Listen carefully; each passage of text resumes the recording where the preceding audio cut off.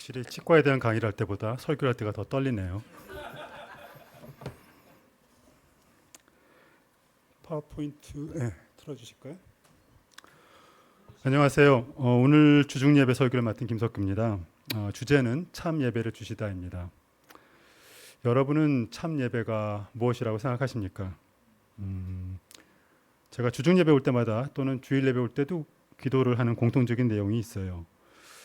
특히 요즘 교회가 어려운 상황을 통해서 하나님이 주시고자 하시는 메시지를 이해하고 싶은데 저희가 예배를 드릴 때 하나님께 영광을 드리는 예배를 드릴 수 있게 해주세요라고 기도를 합니다.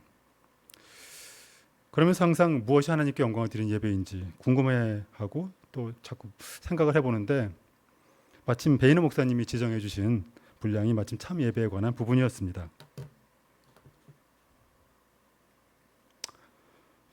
오늘 여러분도 참 예배가 무엇인지 또 한번 생각하시면서 오늘 예배에 오시기 전에 어떤 생각을 갖고 또 무엇을 기대하면서 오셨는지 한번 잠깐 한 20초, 여기 1분 너무 길고요. 한 20초 정도 잠깐 눈을 감고 좀 생각하는 시간을 가져보도록 하겠습니다. 예.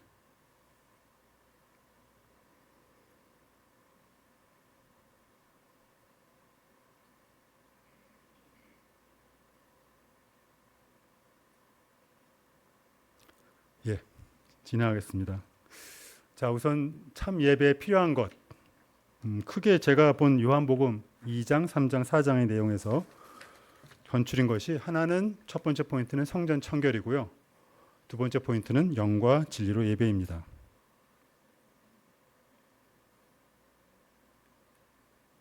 첫 번째 성전 청결. 요한복음 2장을 보겠습니다. 요한복음 2장 13절에서 16절. 유대 사람들의 유월절이 가까워져서 예수께서 예루살렘으로 올라가셨다.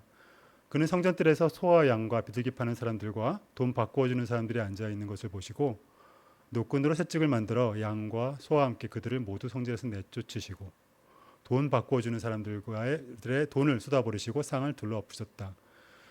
비둘기 파는 사람들에게는 이것을 걷어치워라. 내 아버지의 집을 장사하는 집으로 만들지 말아라 하고 말씀하셨다. 이 성전에 장사하는 사람들이 들어온 이유가 뭔가요? 예, 너무나도 분명합니다. 돈을 벌기 위해서 온 거죠. 왜 하필이면 다른 곳이 아니라 성전에서 돈을 벌려고 들어왔을까요? 뭐 여러 가지 배경의 얘기가 있지만은 좀 여러 가지 쉬운 그런 이유가 있었을 겁니다. 다른 데서보다도 좀 더 보호받으면서 장사를 할 수가 있었고 또 무엇보다 이 뒷돈거래라든가 이런 것 등이 이루어지면서 그 안에서 또 제사장의 어떤 타락도 있고 여러 가지 어떤 물질주의가 성전에 들어오면서 예수님은 그것을 도저히 참으실 수가 없었던 것이죠.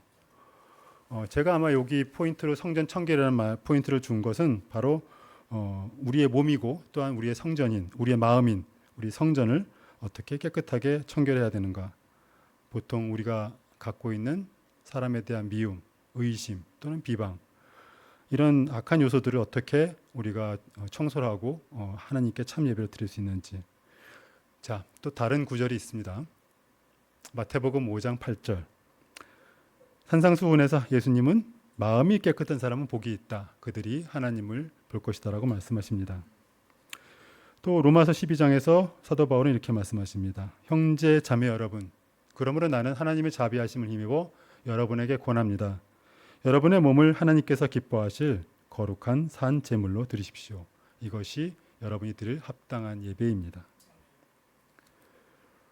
우리는 우리의 육을 하나님께 바치기 위해서 산제물로 바치기 위해서는 결국은 우리의 육적인 것을 죽여야만이 하나님을 볼 수가 있는 것입니다.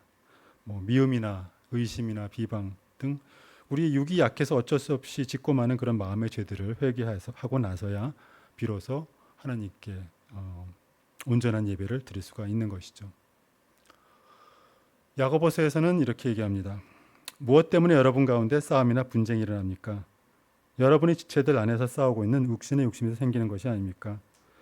여러분은 욕심을 부려도 얻지 못하면 살인을 하고 탐내어도 가지지 못하면 다투고 싸웁니다. 여러분이 얻지 못하는 것은 구하지 않기 때문이요 구하여도 얻지 못하는 것은 자기가 쾌락을 누리는 데 쓰려고 잘못 구하기 때문입니다. 참 우리의 욕심이 우리의 마음을 많이 더럽히는 것을 볼 수가 있습니다. 특히 아마 많이 기억나는 구절 중에 하나일 겁니다. 마태복음 5장에 예배 전의 관계 화해에 대해서 얘기를 하고 있어요. 그러므로 내가 제단에 제물을 드리려고 하다가 내 형제나 자매가 내게 어떤 원한을 품고 있다는 생각이 나거든 너는 그 제물을 제단 앞에 놓아두고 먼저 가서 네 형제나 자매와 화해하여라.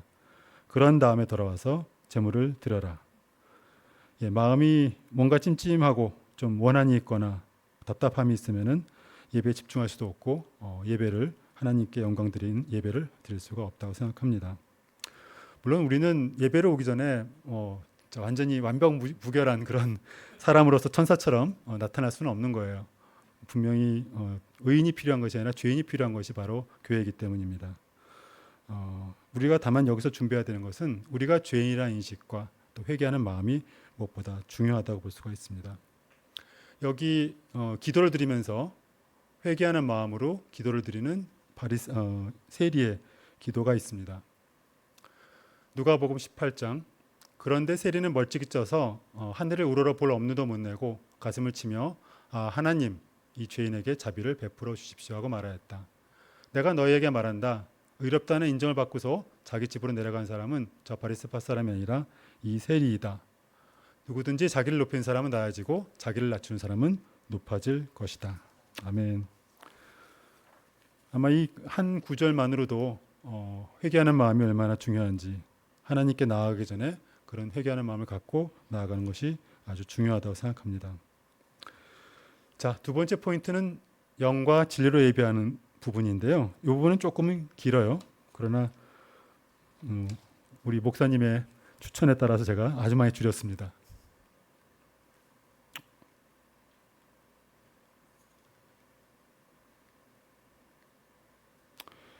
요한복음 41장 1절에서 6절 여러분이 잘 아시는 내용이기도 하는데요. 좀 상황을 먼저 좀 설명을 드릴게요. 요한보다 예수께서 더 많은 사람을 제자로 삼고 세례를 주신다는 소문이 바리새파 사람들이 귀에 들어간 것을 예수께서 아셨다. 사실은 예수께서 직접 세례를 주신 것이 아니라 그 제자들이 준 것이다. 예수께서는 유대를 떠나 다시 갈릴리로 가셨다. 그렇게 하려면 사마리아를 거쳐서 가실 수밖에 없었다. 예수께서 수가라는 마을에 이르셨다. 이 마을은 야곱이 아들 요셉에게 준 땅에서 가까운 곳이며 야곱의 우물이 거기에 있었다. 예수께서는 길을 가시다가 피로하셔서 우물가에 앉으셨다. 때는 오정쯤이었다. 여기 수가라는 마을이 등장하는데요. 지금은 세겜이라는 단어로 쓰이고 있죠. 사실 세겜이라는 단어는 그 구약에서 쓰이던 그 마을의 지역의 이름이기도 합니다. 여기 지도를 보시면은 저 오른쪽 베단이라고 써 있는 지역, 거기 X표가 써 있는데 거기가 지금 예수님께서 제자들하고 세례를 주는 지역이에요. 여기요. 사실 베단이는 여러분이 아시는 그 누구죠? 나사로의 집이 있는 곳이죠. 근데 여기에 베단이는 그 베단이는 아니에요. 여러분이 아시는 나사로의 베단이는 예루살렘에 좀 가까운 지역이고요. 여긴 베다니보다도 좀 옆에 지역인데 에논이라는 지역입니다. 거기서 예수님이 제자들과 세례를 주고 계셨고 그다음에 세례 요한도 세례를 주고 있었습니다. 여기 잘 보시면은 점점점점으로 되어 있는 부분이 있어요. 사실은 지금 세례를 주시는 곳에서 나사렛이 있는 그런 갈릴리 지역으로 가려면 이렇게 그 지류를 따라서 가면 조금 더 평지를 편안하게 갈 수가 있습니다. 그리고 이렇게 평지로 빠져서 나오면은 훨씬 편하게 올 수 있는데 그럼에도 불구하고 지금 예수님이 가신 길은 지금 실선으로 되어 있는 공간이에요. 첫째 우선 엄청난 험준한 산지를 지나야 되고요. 그러고서 이 사마리아 지역을 지나고 이렇게 가는 겁니다. 자, 그러면 왜 이렇게 시간도 많이 걸리고 그 당시 뭐 교통수단도 발달되지 않은 시대에 맨발로 걸으시면서 저렇게 힘들게 지나서 저 세겜이라는 지역을 거쳐서 가셨을까요? 한번 그 부분에 대해서 생각을 해보기로 하겠습니다.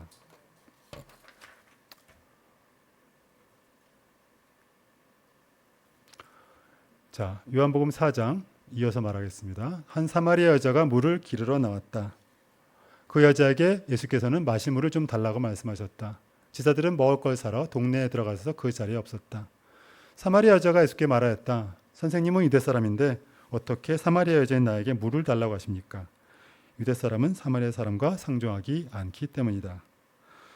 여러분도 좀 아시겠지만은 우선 사마리아 사람의 유래를 보면 사마리아는 사마리아라는 지역의 이름이기도 하죠. 그러나 또한 그 지역에 이주해온 이방인들이 그 지역에 원래 계셨던 유대인들과 같이 혼혈이 돼서 만들어진 혼혈 인종의 대명사이기도 합니다. 사마리아인이 신약에 많이 나오기 때문에 여러분들이 아는 사람 분들이 많을 거라고 생각이 들어요. 근데 이제 여러분도 아셔야 될 게 분명히 그들은 반은 유대인이고 반은 이방인이죠. 이방인이 섬기던 이방신도 섬겼지만 여호와도 동시에 섬겼어요. 근데 여러분도 알다시피 여호와는 질투가 많으신 하나님입니다. 질투가 많으신 하나님을 모르고서 같이 살겠다는 얘기는 하나님을 제대로 모르는 존재들이라는 얘기죠. 그렇기 때문에 사마리아인은 특히나 유대인들과 다툼이 많을 수밖에 없었습니다. 유대인들이 그들을 인정할 수가 없었고요. 그리고 그들의 갈등은 에스라서 또 느헤미야서에도 잘 나와 있습니다. 가령 이스라엘 사람들이 이제 다시 고국으로 돌아와서 성전을 지으려고 그러는데 그 지역을 사마리아 사람들이 원래 살고 있던 사람들이 우리도 좀 짓겠다. 우리도 좀 같이 조인하게 해달라 했더니 당연히 유대인 사람들은 반대를 했죠. 그래서 결국은 짓지 못했는데요. 여기 에스라에서 보면은 페르시아 왕 고레스가 다스리던 기간뿐만 아니라 페르시아 왕 다리우스가 통치할 때까지 이어졌다고 합니다. 이 기간을 연도로 보니까 거진 한 73년이에요. 73년 우리가 일제에게 식민지 지배를 당하던 36년 길다고 생각하잖아요. 엄청 길다고 생각했는데 그 2배에 달하는 기간을 내리 이 사람들은 방해만 하고 살았던 겁니다. 거진 한 사람의 일생 동안의 긴 기간을 성전을 짓지 못하게 방해를 했던 거예요. 얼마나 그럼 유대 사람들이 사마리아 사람들이 믿겠습니까?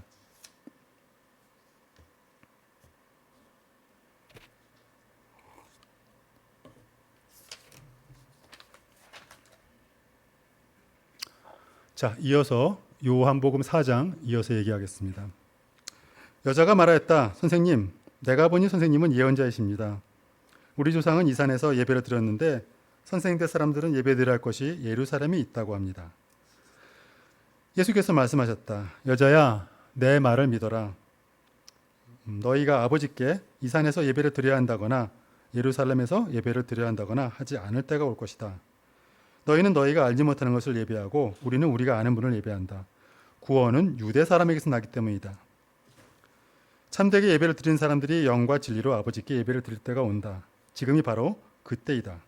아버지께서는 이렇게 예배를 드리는 사람들을 찾으신다. 이어서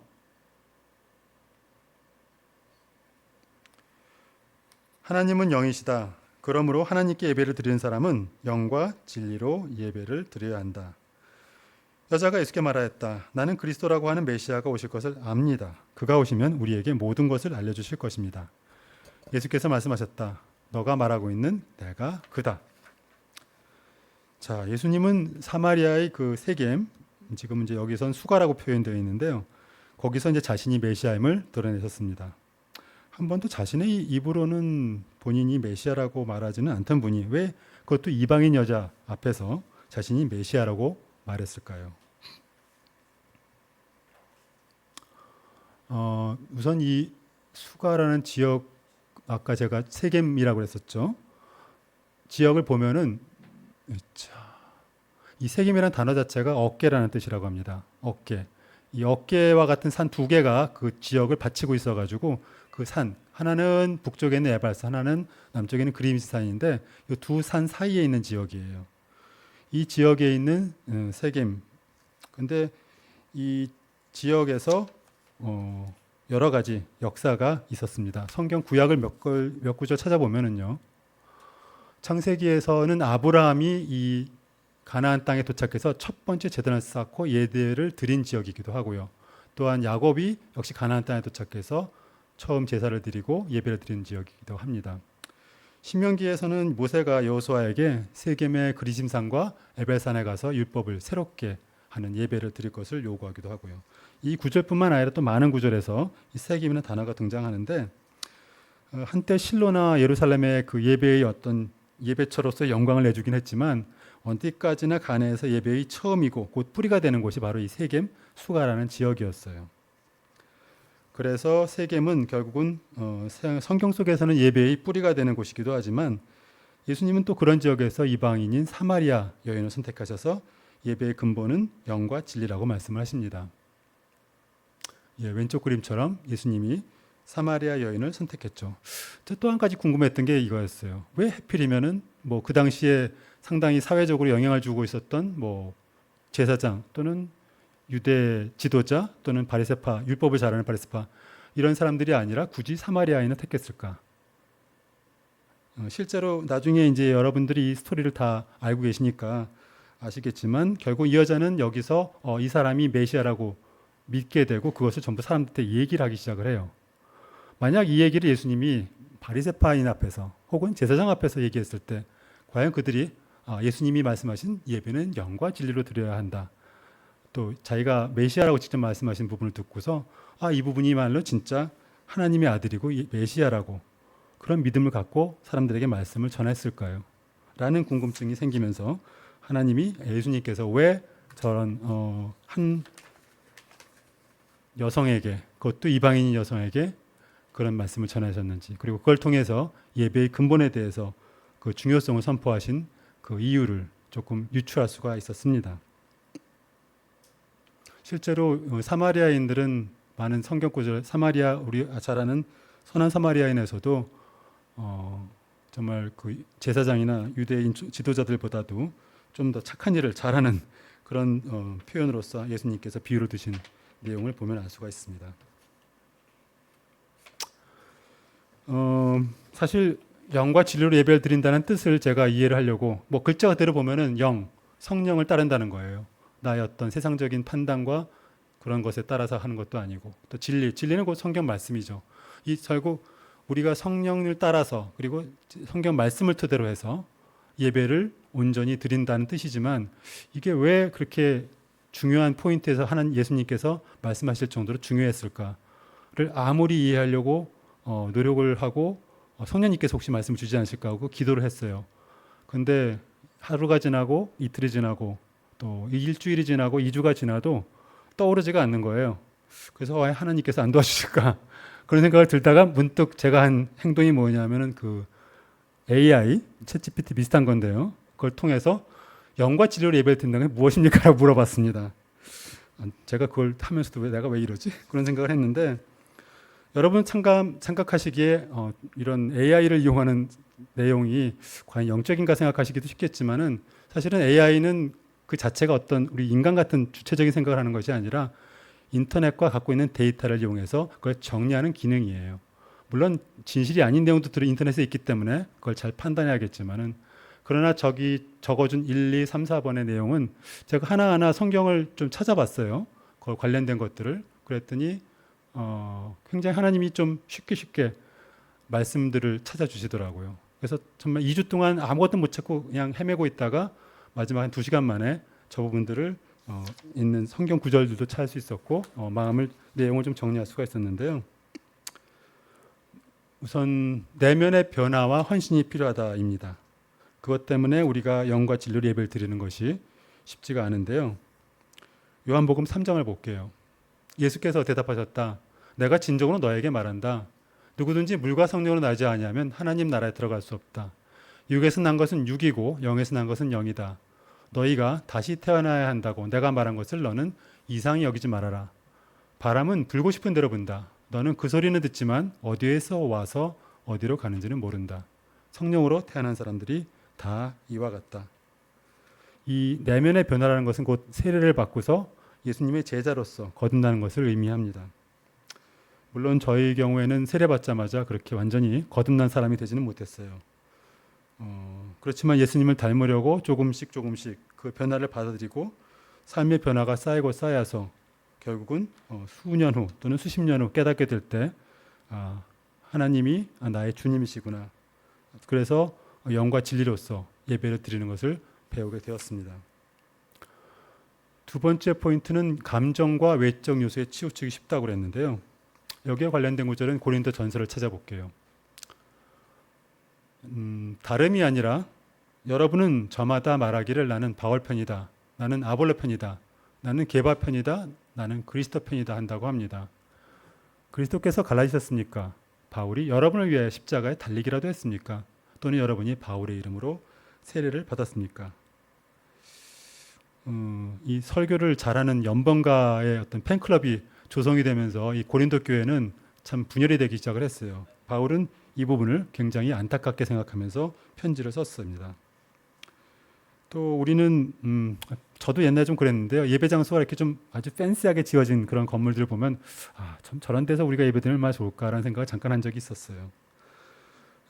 근데 사실 중세 시대의 하나님의 숭배자들이 정말 최첨단 그 당시의 기술을 이용해서 정말 멋있는 밀라노 성당, 무슨 두오모 이런 것들을 많이 지었는데요. 그 당시에는 정말 영과 진리로 예배를 드렸는지는 모르겠습니다. 다만 많은 세월이 지나면서 그 교회를 이끌던 사람들이 세상 권력과 결탁을 하고 타락하고 또 그 첫사랑을 잊어버리는 모습들을 많이 보게 되면서 그 장소는 점차 결혼식 장소로 또는 박물관으로 또는 나이트클럽으로 바뀌는 결과를 맞이하게 되었습니다. 세 번째 어려운 이유, 성령의 도우심과 말씀에 집중이 어렵다. 요한복음 14장 15절에 17절을 보겠습니다. 너희가 나를 사랑하면 내 계명을 지킬 것이다. 내가 아버지께 구하겠다. 그리하면 아버지께서 다른 보혜사를 너희에게 보내셔서 영원히 너희와 함께 계시게 할 것이다. 그는 진리의 영이시다. 세상은 그를 보지도 못하고 알지도 못하므로 그를 맞아들일 수가 없다. 그러나 너희는 그를 안다. 그것은 그가 너희와 함께 계시고 또 너희 안에 계실 것이기 때문이다. 거듭나지 못한 자연인은 보편적으로 성령을 보지도 못하고 알지도 못하므로 성령이라는 것을 맞아들일 수가 없습니다. 그리고 하나님의 말씀에 대한 집중도 마찬가지입니다. 저는 고등학교 때 좀 약식 세례를 받고 크리스찬 교인이라는 것이 됐어요. 그렇지만 사실 성경은 거지 집에서 안 읽고 일주일에 한 번 예배 갔을 때 말씀을 들었습니다. 그러다가 이제 제가 대학교 들어가서 기독교 학생 클럽에 들어갔는데 참 보면은 이렇게 열심히 성경을 시시때때로 읽는 사람들이 있더라고요. 그런 선배들도 있었고 참 저렇게 어려운 책을 갖다 저 사람 참 어떻게 저렇게 열심히 읽을까 참 그렇게 생각이 들면서도 한편으로는 좀 굉장히 부럽기도 했습니다. 그러나 최소한 그리스도인이라면은 하나님의 말씀은 자주 읽어야 된다는 생각을 갖고는 있었어요. 물론 지금도 아침이 시간에 부족한 시간에 아침 큐티를 하면은 말씀 집중이 어렵고 그런 때가 있지만은 이제는 내가 해야서가 아니라 또 누가 시켜서가 아니라 내가 말씀을 사랑해서 매일 성경 말씀을 읽고 묵상하는 것이 큰 차이가 된 것이라고 생각합니다. 오늘 내 삶에 적용한 말씀을 하루를 시작하는 시간에 적용할 수 있고 볼 수 있다는 것 자체가 큰 영광이고 감사한 것이라는 것을 깨닫게 되었습니다. 네 번째는 하나님을 제대로 아는 지식과 인식이 부족인데요. 요한복음 14장 23절에서 24절을 읽겠습니다. 예수께서 그에게 대답하셨다. 누구든지 그를 사랑하는 사람은 내 말을 지킬 것이다. 그리하면 내 아버지께서 그 사람을 사랑하실 것이요 내 아버지와 나는 그 사람에게로 가서 그 사람과 함께 살 것이다. 나를 사랑하지 않는 사람은 내 말을 지키지 아니한다. 너희가 듣고 있는 이 말은 내 말이 아니라 나를 보내신 아버지의 말씀이다. 하나님의 말씀을 읽기만 하고 실천하지 않는 것, 그것은 하나님을 제대로 안다고 할 수가 없죠. 실천하지 않는 믿음은 결국은 성장하지 않는다는 것을 제가 과거로서 저 개인 스스로도 경험해 보았습니다. 그리고 실천하지 않는 믿음은 기적을 경험할 수 없고요. 실천하지 않는 믿음은 성령 말씀을 성령의 역사하심을 경험할 수가 없어요. 그리고 그런 영적 경험 없이는 그 믿음이 지속될 수가 없고 세상적인 어떤 속성만을 받아들인 채 성령이 살아계심을 인정하지 않게 됩니다.